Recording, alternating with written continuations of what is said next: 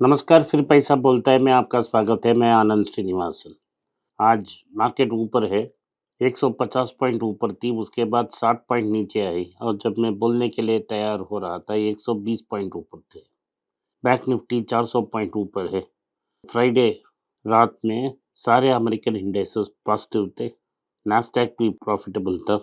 सारे इंडेक्सेस 1 या 2% ऊपर क्लोज हुए। एफआईआई आउटफ्लोज पहले 13 दिन में 30,015 करोड़ हुए हैं। तो इससे थोड़ा पिछले हफ्ते से पिछले महीने को अगर देखते हैं तो थोड़ा कम है, लेकिन आज बहुत सारी बिक्री हुई मार्केट में, क्योंकि एंकर इन्वेस्टर जो हैं, जो आपके म्यूचुअल फंड्स जैसे कंपनियां जिसने बल्क स्टॉक्स खरीदे आईपीओ में, 5,300 करोड़ की शेयर्स मार्केट में हिट हो गई हैं। इसमें Vishal Mega Mart, One MobiKwik Systems जैसे कंपनीज हैं। इसमें वन मोबीक्विक ने बड़ा गिरावट देखने को मिली, सुबह 15% नीचे थी। एक्सेवर Technologies, Ajax Engineering, Quality Power, Electrical Equipments, इन सब स्टॉक नीचे आए थे। क्या हम बेयर मार्केट की एंड में आए हैं? नहीं, क्योंकि फंडामेंटल्स को बदलना पड़ेगा। फंडामेंटल्स बदलने का कोई रूप ही नहीं दिखता है। स्कॉट बेसेंट जो ट्रेजरी सेक्रेटरी हैं अमेरिका में, उन्होंने कहा है बाढ़ में जाए मार्केट, हम सुधार कर रहे हैं, इसलिए मार्केट नीचे आने हैं तो आने दो। तो इसका मतलब है कि ओवरऑल मार्केट वीक रहेगा। ब्लैकस्टोन ने एक्सो नोबल की इंडिया की जो कंपनी है उसके लिए 1.2 बिलियन डॉलर ऑफर किए हैं। इसमें जूलेक्स के प्रीमियम पेंट और इंडस्ट्रियल पेंट्स भी हैं।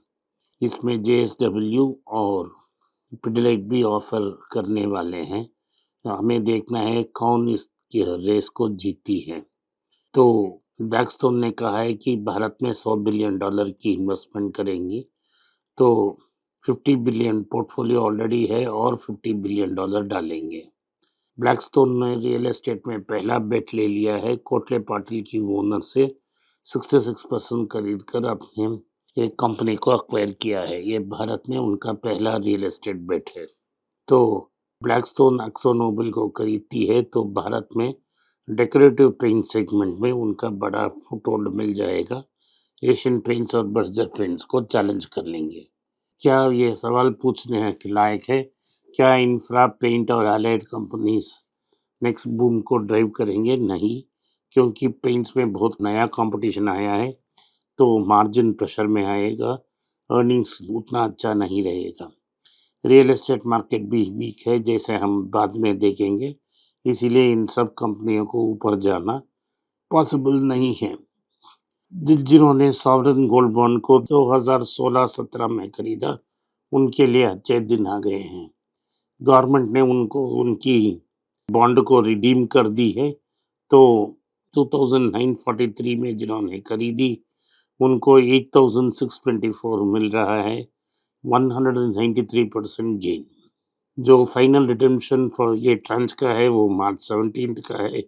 SGB4 2019-20 सीरीज को गवर्नमेंट प्रीमेच्योर रिडेम्पशन करने की कोशिश की है, लेकिन इसके लिए दाम 8,634 है।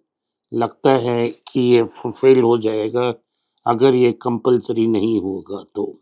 पिछले 1 साल में कोई SGB गवर्नमेंट ने नहीं लाई है। आखिरी SGB तो February 12, 2024 में आई थी। ओवरऑल इसमें गवर्नमेंट को लगभग अभी भी 1 लाख करोड़ के ऊपर नुकसान है, और जो आउटस्टैंडिंग बॉन्ड्स हैं उसके लिए भी 1,12,000 करोड़ देना पड़ेगा आज की प्राइस में। लगता है ये बड़ा लॉस हो रहा है गवर्नमेंट का। मार्च 17 इंडसइंड बैंक बहुत वेल कैपिटलाइज है, वैसा RBI ने अनाउंसमेंट किया। मैं आपको ये पहले बार रूफटॉप से चिल्ला रहा था, वही RBI ने कल बोल दी है। इंडसइंड बैंक की शेयर्स आज सुबह के ट्रेडिंग में 5% ऊपर होकर 707 रुपया पे ट्रेड कर रही थी। तो RBI ने स्टेटमेंट कर दी कि उनकी फाइनेंशियल स्ट्रेंथ के अनुसार कैपिटल एडिक्वेसी रेशियो 16.46% है। प्रोविजनल कवरेज रेशियो 70% है। अगर 100 रुपया का बैड लोन है, 70 रुपया ऑलरेडी प्रोवाइडेड फॉर है। लिक्विडिटी कवरेज रेशियो 113% है। एक्सटर्नल ऑडिटर की रिव्यू चल रही है, मंथ एंड तक रिपोर्ट आ जाएगी। 5 दिन की डिक्लाइन के बाद आज मार्केट में ऊपर आई है। आरबीआई ने बैंक को इंस्ट्रक्शन दे दी कि वो नया एक्सटर्नल कैंडिडेट्स सीईओ और सीईओ के लिए देखें। मैंने भी यही कहा, आरबीआई बैंक चलाती है, प्रमोटर सिर्फ पैसा डालता है, तो इसीलिए मैंने इसको कंसिडर किया। डॉक्टर रेड्डी ने अपना फार्मा स्ट्रैटेजी में शिफ्ट कर दी। जीवी रेड्डी जो एमडी हैं डॉक्टर रेड्डीज की, उन्होंने एक इंटरव्यू में कहा, तो वो डॉक्टर रेड्डी पिवट कर रही है ब्रांड ड्रिवन सस्टेनेबल बिजनेस की और प्योर प्ले जेनेरिक्स नहीं कर रही है। न्यू ग्रोथ एरियाज हैं उनके लिए OTC drugs, consumer health, obesity treatments, ये फ्यूचर रेवेन्यू ड्राइवर्स होंगे। की फोकस एरिया उनकी nutrition, early disease detection, awareness, digital health care services. उनके अनुसार large merger and acquisition Indian pharma sector में नहीं हो सकती। एज सिप्ला जैसा कंपनी को एक्वायर करना, मिड टायर एक्विजिशंस आए हैं लेकिन बिग डील्स बहुत डिफिकल्ट है। स्ट्रैटेजिकली उनको ब्रांडेड जेनेरिक्स पर देखना है, लेकिन वो स्लो ग्रो होंगे लेकिन लॉन्जिविटी होगा, ये उनका प्रायोरिटी है। वो लाइसेंसिंग डील्स के बारे में सोच रहे हैं, ना कि इन हाउस डेवलपमेंट की।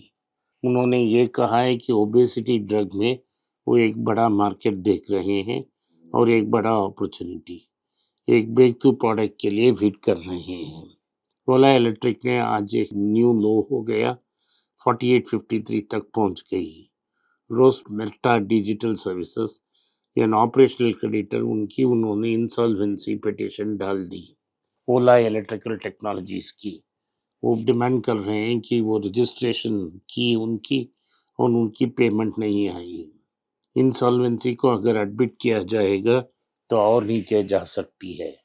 मारुति सुजुकी ने दिसंबर में 4% प्राइस इंक्रीज की, फरवरी में 1000 से 1500 रुपया से 32,500 रुपया तक प्राइसेस इंक्रीज की। अप्रैल में फिर से प्राइस इंक्रीज कर रहे हैं। ओवरऑल 10 to 12% प्राइस हाइक हो गई है। इनकी कारण ये है क्योंकि input cost have gone up, तो हायर ये इम्पैक्ट होगा कि हायर टैक्सेस होगा, higher prices on road prices होगा इस पर। Hero MotoCorp, Revolt Motors और रॉयल एनफील्ड ने इलेक्ट्रिक बाइक्स लॉन्च करने की स्कीम बना दी है और 2026 में इंडिया, यूरोप, यूके और यूएस में रॉयल एनफील्ड फ्लाइंग फ्ली नाम की C6 उनकी पहली इलेक्ट्रिक बाइक होगी। हीरो मोटर कॉर्प और जीरो मोटरसाइकिल ने एक jointly premium electric scooter, electric motorcycle develop कर रहे हैं भारत के लिए। रिवोल्ट मोटर्स अपने 4 बाइक की पोर्टफोलियो को एक्सपेंड कर रहे हैं। अल्ट्रावायलेट और ओला नया व्हीकल मोटरसाइकिल लॉन्च करने के लिए तैयार हो रहे हैं, लेकिन ओला तो शोला है, सो कुछ नहीं होने वाला है। इलेक्ट्रिक स्कूटर्स में ने टोटल सेल्स में 16% मार्केट शेयर को कब्जा कर दी है। एक्सपेक्टेशन है कि 2030 तक 50% उनकी मार्केट शेयर होगी। Electric motorcycle sales rapidly increase होने की चांसेस हैं। तो Hero MotoCorp, TVS Motor, Honda और आइशर मोटर ही मार्केट को डोमिनेट करेंगे। टीवीएस और बजाज के स्टार्ट, ओला का शोला हो जाएगा, कुछ नहीं होने वाला है।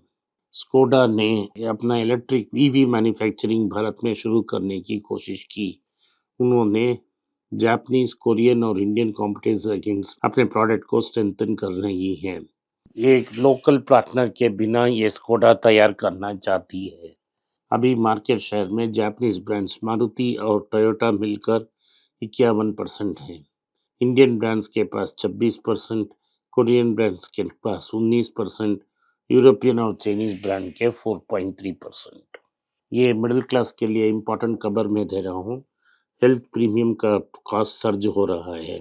इसमें इंश्योरेंस टेक स्टार्टअप्स जैसे फिनसल, बीमा पे, फिनश्योर और इंश्योरफिन ने स्ट्रांग डिमांड देखा जा रहा है, क्योंकि हेल्थ इंश्योरेंस प्रीमियम को इंस्टॉलमेंट में पे करने के लिए हर मंथ 7,000 न्यू कस्टमर्स ज्वाइन कर रहे हैं। 52% ऑफ द पॉलिसी होल्डर्स के पास प्रीमियम 25% इंक्रीज हो गई है। हेल्थ केयर की इन्फ्लेशन 14% में है, हमारा बास्केट में नहीं है। So 30% off total loans are first time borrowers. Mid 40s के जो हैं वो वाइडर कवरेज के लिए पैसा डाल रहे हैं। इंडियन आईटी फर्म्स ने एक बड़ा मूव किया है। विप्रो और कॉग्निजेंट ने चेन्नई में अपना हेडक्वार्टर्स बेच दी है। इसे कैसा ग्रांड ने खरीद ली है। सोलिंग नल्लोर में विप्रो ने 14 एकड़ का एक प्लॉट को कासा ग्रांड को बेच दिया है 266.38 करोड़ को। कॉग्निजेंट ने चेन्नई कैंपस को 1000 करोड़ में बेच दिया है। अब 11 million square feet globally Cognizant vacate करना चाहती है नेक्स्ट 2 इयर्स में। डेवलपर इसमें मिक्स्ड डेवलपमेंट नया को-वर्किंग स्पेस और डेटा सेंटर बनाने की कोशिश कर रहे हैं। इसी दौरान इंडियन रियल एस्टेट डेवलपर्स ने एनआरआई को टारगेट करने की कोशिश की है क्योंकि डोमेस्टिक सेल्स नहीं हो रहे हैं। इसका रीज़न ये बताया जा रहा है क्योंकि रुपी डिप्रिसिएशन से लोग अच्छे घर लेंगे। मेरा एडवाइस ये है कि जो एनआरआईस हैं वो ध्यान से दें क्योंकि जब घर वो बेचेंगे तो फुल 30% टैक्स लगाएगा। प्रॉफिट में 30% नहीं रहेगा, टोटल सेल कंसिडरेशन में 30% लगेगा। उसके बाद आपको रिटर्न फाइल कर कर पैसा वापस लेना है, लगभग 1 साल हो जाएगा। तो सावधानी से काम लें, अपने एनआरआई के नाम में घर न लें। आज के लिए इतना ही। आपने इस पॉडकास्ट को सुना, इसके लिए मैं आपका आभारी हूँ। हो सके तो वीडियो को लाइक कीजिए, चैनल को सब्सक्राइब कीजिए और बेल नोटिफिकेशन दबाएं। इस वीडियो को अपने दोस्त और रिश्तेदार के पास भेजें और उनको देखने की आग्रह करें। नमस्कार, धन्यवाद, जय हिंद।